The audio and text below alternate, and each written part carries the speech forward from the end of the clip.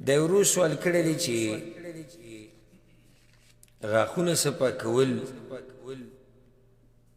په دې نن سبا د برش او ټوت پیسټ چې ورته وایي او په دې باندې معجون د غاښونو هغه په دې سره غاښونه صفا کول د روژتي انسان دپاره جایز دی او که نه جایز دی. دا سوال ډېر کېږي، عوام اکثر دا سوال کوي. جایز دی، هېڅ خبره نه ده، خو شرط پکې دا دی چې څه تیر نشي.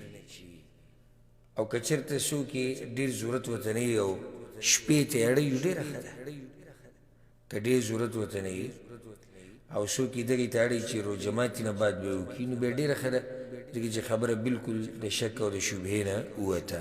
خو که څوک یې د روژې په حالت کې دغه برش استعمالوي او دا کمې دوایانې چې دې دپاره راوتي د غاښونه پرې صفا کېږي کم معجون چې دي نو دا استعمالولی شي، هېڅ حرج پکې نشته. خو صرف دومره دی چې احتیاط به کوي چې دا تیر نشي. والله دا یو ورو سوال کړی دی چې زه په منځه باندې ولاړم، سحر لمونځ مې کوو، نو د منځه په دوران کې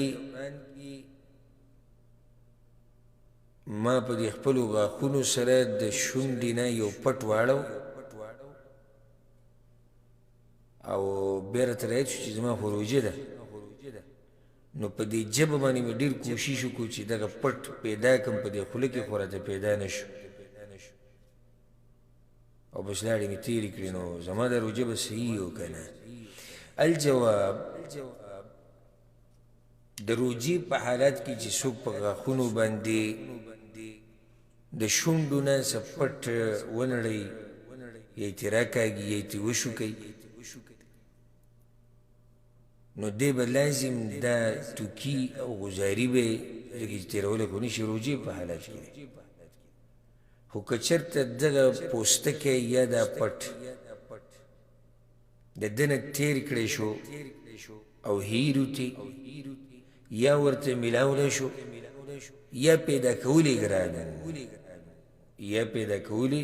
ګران و د لاړې تېرې کړې نو هېڅ پې نشتي، هېڅ پې نشتي. ولې؟ ځکه چې ده دا کار قصدن نه دی کړی. او دا خبره موږ د مخکې ورځو کې ذکر کړې وه د بلوغ المرام نه چې موږ د دې مسایلو شرحه کوله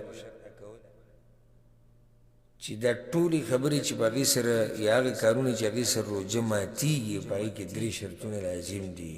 یو پکې څه دی چې دا کار به د ارادتن کړی، یاد دي دا شرطونه؟ یاد به یې ورته، اراده به او علم به. بارک الله فیک، ماشاء الله. یاد به یې ورته، اراده به یې او علم به یې. نو دلته خو ده دا کار ارادتن نه دی کړی،